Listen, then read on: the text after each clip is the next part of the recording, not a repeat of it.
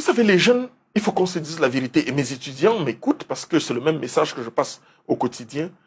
La réalité, c'est que les jeunes ont suffisamment d'argent. Il faut voir, regardez bien leur téléphone. Regardez bien leur téléphone. Les montants sont extraordinaires. Regardez combien de biens ils consomment tous les jours. À la fin, ils ne savent même pas ce qu'ils veulent. Parce que si tu ne sais pas où tu vas, tu risques d'atterrir nulle part. Ça, c'est clair dans la vie. À la fin, j'ai rencontré un jeune qui m'a dit, monsieur, je voudrais faire de la porcherie. J'ai dit, mais avec ton habillement, tu n'es pas prêt à faire la porcherie. Ça sent là-bas.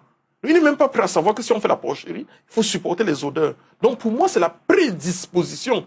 Tout ne se situe pas dans le business plan. C'est bien vrai, c'est très important. Il faut avoir de l'argent, oui, c'est important. Mais est-ce qu'on est prêt à se lancer dans cette aventure? Il faut s'armer. Et pour s'armer, c'est une attitude. C'est un comportement, c'est une série de... vous avez déjà eu des histoires pareilles où vous prêtez 2000 francs à un camarade de classe, il vous dit, je vous remets l'argent jeudi, mais quand vendredi vous allez le voir, il ne dit rien, vous regardez, il ne dit rien, mardi, il ne dit rien, et dès que vous demandez, il vous dit, est-ce que c'est pour 2000 que tu veux me faire? Donc, les gens ne sont pas...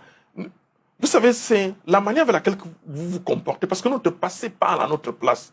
Quand on est cohérent, souvenez-vous, je vous ai dit là en off, qu'est-ce qui se passe dans les lycées? Comment peut-on expliquer que des jeunes Camerounais font la tontine alors qu'ils ne sont pas... On dit dans le lycée, non, il y a la tontine le week-end. Comment un élève peut faire de la tontine? Ça veut dire qu'il n'a pas un revenu stable, mais il veut déjà garder. Faire l'économie, c'est 10% de ses revenus. Ça veut dire que si on n'a pas un revenu, on ne peut pas compter sur le dépannage pour aller faire un certain nombre de choses. Ça peut être discuté, mais je voudrais dire que dans la création d'entreprise, la prédisposition de créer l'entreprise est très importante. Il faut bien se former. Je disais encore que certains des gens de l'Afrique de l'Ouest, vous savez que dans un moment, ces pays qui nous ont déjà doublés en passant, certains venaient chercher 50 000 pour venir au Cameroun. Mais pendant ce temps, les Camerounais cherchaient 2 millions pour aller hors du pays. Ça veut dire qu'il y a un problème.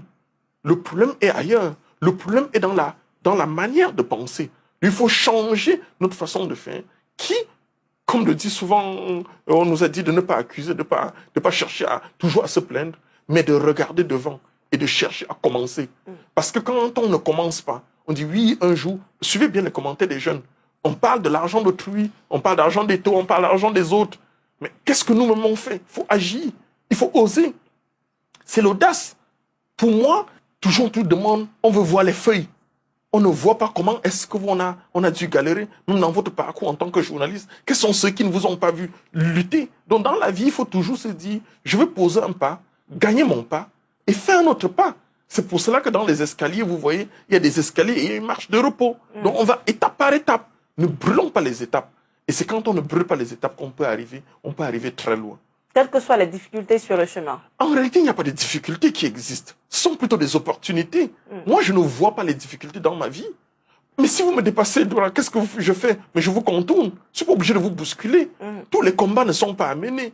Dans la vie, il faut... Je ne sais pas. Peut-être je suis un peu... J'aime tellement ce que je fais que je ne vois pas les difficultés. Je sais qu'il y a des difficultés. Je sais que on va dire le Cameroun va mal. On va dire tout ce qu'on veut dire. Mais à la fin, il faut commencer quelque chose. Peut-être même c'est dans les crises qu'on crée des choses extraordinaires. Le Cameroun aujourd'hui... Lourd, ma personne. Lourd, très lourd. Je ne sais pas si tu vois de qui il s'agit dans cette vidéo. Mais c'est un monsieur que je ne présente plus. C'est Thierry Niamen, le PDG de NT Food Tanti, une entreprise camerounaise qui fait dans l'agroalimentaire, voilà. Et je tiens à préciser que lorsque nous étions au Cameroun pour le week-end de l'écrivain, nous sommes allés faire un tour dans son entreprise et on a même eu la chance d'arriver dans son domicile familial. Bref, c'était juste énorme.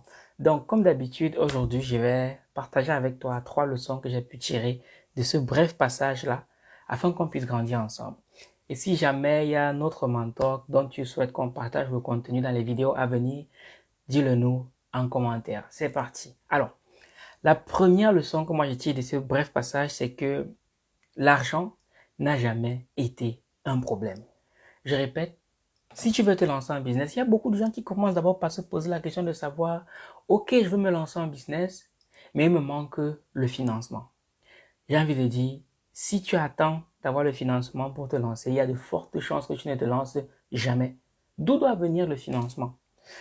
J'ai fait une vidéo il y a un peu plus de 3 ans.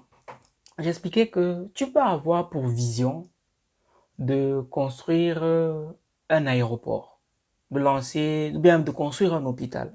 Tu peux avoir cette vision-là. Sauf qu'aujourd'hui, tu n'as pas les moyens qui te permettent de construire un hôpital. Ce que tu peux faire, c'est déjà de trouver, même si c'est commencer à vendre du charbon, commence à vendre du charbon. Et là, l'argent que le charbon va générer, tu pourras l'utiliser pour investir dans un business beaucoup plus lucratif. Ça peut être la société de location de véhicules. Et après, l'argent que générera la société de location de véhicules, tu pourras le prendre pour injecter peut-être dans l'immobilier.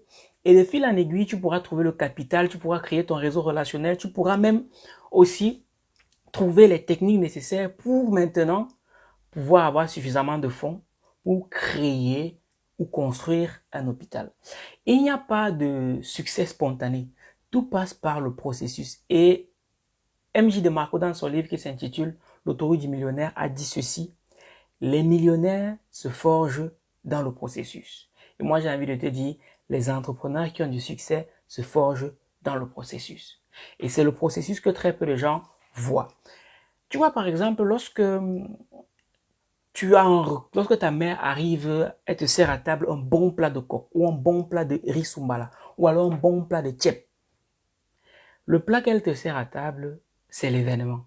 Par contre, le processus, c'est le temps qu'elle a passé dans la cuisine à préparer, à mettre des condiments, à mettre le feu à la bonne température, à préparer les assiettes. C'est ce temps-là, ça c'est le processus, mais ça c'est que beaucoup de gens ne voient pas. Il n'y a pas de richesse spontanée. Comme je te l'ai dit, on a eu la chance, mon équipe et moi, d'aller dans son industrie, et ça fait plus de 20 ans qu'il est là, et nous a amenés dans sa maison. Il a une maison qui est très très belle, très très belle maison. Et quand tu es là, tu vois cette maison, tu vois ce qu'il a bâti, tu vois ses équipes, tu as tendance à vouloir, à être un peu envieux, et tu te dis, moi aussi je veux la même chose. Sauf que il faut garder à l'esprit une chose, c'est ce que je disais à mes équipes, c'est que il lui a fallu beaucoup de temps pour pouvoir construire cela. Maintenant, pour revenir à la question de l'argent, moi j'aime à dire que si tu sais déjà ce que tu veux bâtir, s'il faut vendre ton téléphone pour avoir le financement nécessaire pour lancer ton business, fais-le. Parce que demain, quand ton business va fonctionner, tu pourras construire une usine de téléphones s'il le faut. Moi, lorsque j'étais en classe de 4e, puisque moi je voulais devenir footballeur professionnel, parce que je me disais qu'en devenant footballeur professionnel, je devais gagner suffisamment d'argent pour m'acheter tout ce que je veux. Et je me suis dit, ok, il y avait un test qu'on devait aller passer, sauf que je n'avais pas d'argent pour payer le transport. J'avais un téléphone portable à cette époque et j'ai vendu ce téléphone portable pour pouvoir trouver le financement pour accomplir un rêve. Donc toi, si ton rêve c'est de devenir un entrepreneur très brillant, mais qu'il te manque le financement, il y a forcément quelque chose à vendre autour de toi qui peut te permettre de gagner de l'argent et lancer un petit business. Si tu n'as rien à vendre autour de toi, vends tes services. Oui, vends tes services. Et si jamais tu n'as aucun service que tu peux vendre, je suis désolé de te le dire, mais il faut que tu ailles te former. Parce que tu ne veux pas vouloir gagner de l'argent et n'avoir rien à offrir en retour. Ça n'a pas de sens. Même toi, tu ne donnes pas de l'argent aux gens pour rien. Donc, il faut absolument que tu trouves d'abord ce que tu as à donner pour pouvoir avoir le financement. Parce que le financement, même en soi, ça n'a jamais été un problème. Chacun d'entre nous a un peu d'argent. Si aujourd'hui tu regardes des vidéos sur Internet, ça veut dire que tu as un peu d'argent. Mais maintenant, le problème, c'est la programmation mentale. C'est sur ça qu'il faut travailler. Et travailler sur la programmation mentale va te demander d'avoir des notions en développement personnel. C'est fondamental. C'est d'ailleurs pour ça que Simon Ouedraogo, dans son livre qui s'intitule, ça c'est le livre de Simon Ouedraogo, quelle éducation pour créer des emplois, créer des richesses et aller au développement? Il dit clairement que le moteur de l'entrepreneuriat, c'est le développement personnel. Parce que le succès, ce n'est pas quelque chose qu'on poursuit, mais c'est quelque chose qu'on attire en devenant une meilleure personne. Donc, lorsque tu vas réussir à faire une reprogrammation mentale grâce au développement personnel, crois-moi sur parole, tu vas te rendre compte que il n'y a que des opportunités autour de nous. La deuxième leçon que je tire de la petite élocution de Thierry Niamen, c'est que en business, note bien ceci, en business, ton passé parle pour toi. Je répète, en business, ton passé parle pour toi. Je m'explique. Beaucoup d'entre nous ne s'en rendent pas compte, mais en business, la confiance, c'est fondamental. C'est fondamental. quand on signe des contrats, quand on machin truc, tout ça, c'est bon, c'est un peu de jurisprudence, mais la confiance, c'est fondamental. Ce qui va se passer, c'est quoi? C'est que peut-être qu'aujourd'hui, tu as des petits business. Tu dois avoir un nom propre, comme l'a dit Aliko Dangote. Tu vas peut-être lancer tes petits business, tu vas escroquer 2, 3 personnes, tu vas pas être correct. Ben, il se trouve que dans 5 ans, peut-être, il y aura une opportunité et tu vas te présenter. Quand tu vas arriver, les personnes autour qui ont peut-être l'opportunité, qui ne te connaissent pas, ils vont d'abord chercher à se renseigner sur toi. Et j'ai envie de te dire, il y a des opportunités, il y a des milieux, il y a des réseaux dans lesquels tu ne pourras pas entrer si ce n'est pas quelqu'un de confiance qui t'y introduit. Eh oui. Mais sauf que si ton passé est sale, ça va être très très très compliqué de te faire confiance. Je vais te raconter une petite histoire. Là, en ce moment, on travaille avec un auteur. Peut-être qu'il se reconnaîtra au travers de cette vidéo. Et cet auteur, ça fait plusieurs fois, bon, il dit qu'il est en business, voilà, il est en business, et ça fait plusieurs fois qu'il nous donne des faux rendez-vous. Et il nous donne des faux rendez-vous, parce qu'il nous doit de l'argent. Et ça fait plusieurs fois qu'il nous donne des faux rendez-vous. La logique, c'est quoi? C'est que là, il nous donne des faux rendez-vous et il croit qu'il est plus malin. Sauf que non. Ce qui va se passer, c'est quoi? C'est que plus tard, on ne sait jamais. Si quelqu'un d'autre vient me voir et me dit, par exemple, est-ce que tu as quelqu'un à me recommander? Un, je ne le recommanderai jamais. Et deux, s'il me parle de lui, je lui dis qu'il n'est pas correct. Oui, parce qu'il n'a pas été correct avec nous. Donc, tu dois avoir un nom propre dans les affaires. Parce que ta crédibilité, c'est fondamental. Tu ne dois pas rigoler avec ça. C'est fondamental parce que les gens iront toujours chercher dans ton passé qu'est-ce que tu as fait. Et si on se rend compte qu'il y a un quoi, sois-en sûr, pour rattraper le coup, ça va être très très difficile. Chacun d'entre nous a des casseroles. Ça, c'est un fait. Nous tous, on a des casseroles. D'ailleurs, c'est impossible de faire du business et de ne pas avoir de casseroles. Mais tu dois veiller à soigner tes rapports avec les gens. La troisième note, je vais dire la troisième leçon que je tire de cette petite intervention de Thierry Niamen, c'est que dans la vie, tout se passe étape par étape. Et il y a un penseur qui a dit un jour qu'en entrepreneuriat, il n'y a pas d'ascenseur, il faut prendre l'escalier. Oui. Comme je te l'ai dit en amont, quand on voit tous ces aînés qu'on admire, Jean-Paul Fokam-Kamonier, Claudel Nobissi, Thierry Niamen, Mami Nyanga, en fait, la génération micro, on veut avoir tout ce qu'ils ont comme aujourd'hui. Aujourd'hui, ils ont mis des années à les bâtir. Des dizaines d'années à les bâtir. Et nous, on va avoir les mêmes résultats que eux, tout de suite maintenant. Non, ce n'est pas possible. Il y a un processus. Récemment encore, je regardais une des vidéos de Claudel Nobissi. Je pense que ça faisait partie des premières conférences qu'il donnait, des toutes premières. Et en regardant ces premières conférences, il y avait à peine 5 à 10 personnes. Alors qu'aujourd'hui, quand on le voit remplir des salles de conférences de 300 personnes, de 400 personnes, de 500 personnes, on voit juste les résultats aujourd'hui. Mais on ne voit pas les étapes qu'il a dû franchir pour pouvoir remplir des salles de 500 personnes. Et lorsque j'étais au Burkina Faso, je discutais aussi avec le coach Simon Ouedraogo qui a ce jour rempli des salles de plus de 1500 personnes avec un ticket d'entrée à 70 000 francs. En Afrique, c'est pas donné. Je lui posais cette question que mes coachs, nous en ce moment, c'est un peu compliqué de remplir les salles de 100 personnes. Est-ce que pour vous aussi ça a été le cas par le passé?